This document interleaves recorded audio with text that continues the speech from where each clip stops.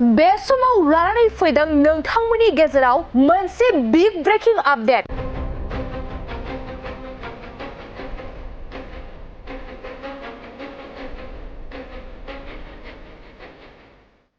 इजराइलआ इराननि पारमानेंट मोब्लिब गोहो प्लान्टखौ गाग्लोबनायनि हुमखि।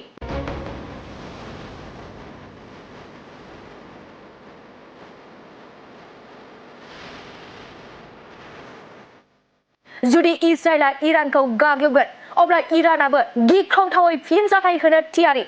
नंगौ, फिन आरोबाव इरान आरो इजराइलनि गेजेराव गिख्रंथाव दावहा। लेबाननाव हाबनायनि उनाव इजराइलनि रौनियाफोरा गोदान जेंनाजों मोगा-मोगि जानांदों।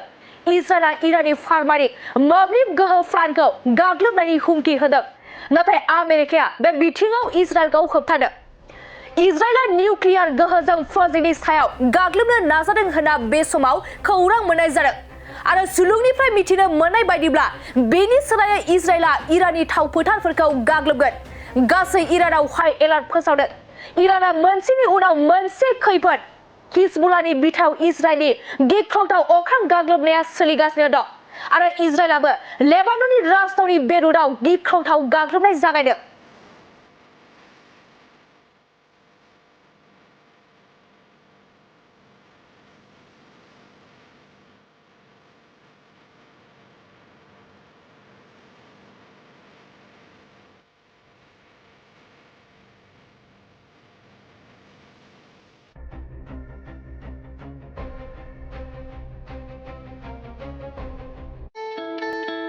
मोनसे फोसावथाय। सनाजों गावखौ समायफ्लेहोनो गोसो गोनां बिथांमोननि थाखाय मोनसे गोजोनथाव खौरां।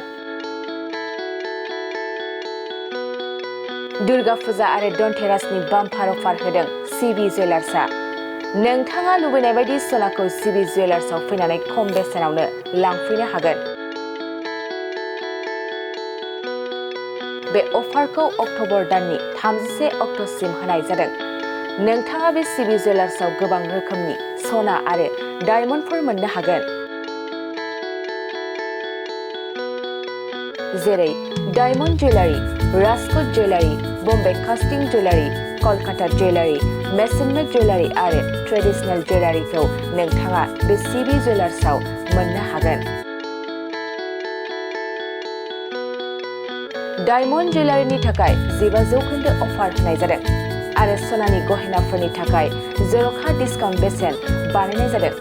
लोगोसे गोजाम सनाखौ सोलायनायनि थाखायबो स्पेसियेल रेट बानायनाय जादों। गोबां बाथ्रा मिथिनो थाखाय नोंथाङा 9954273079 बे जानबुं नाम्बारनि गेजेरजों मिथिनानै लानो हागोन।